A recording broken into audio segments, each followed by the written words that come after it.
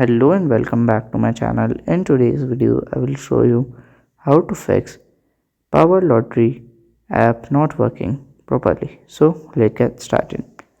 So here we'll just go search button and here we can search for the Powerball lottery. So here we can see the Powerball lottery app. Okay. So at here we'll just go to here at here. Then you have to go to here storage and clear the storage. Then you have to check for the update. Here we'll just go and search for the Powerball. Here search for the Powerball lottery app. Then at here you can directly install it, like update it, and you can use it.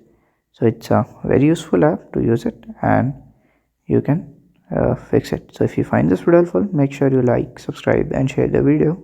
Thank you for watching.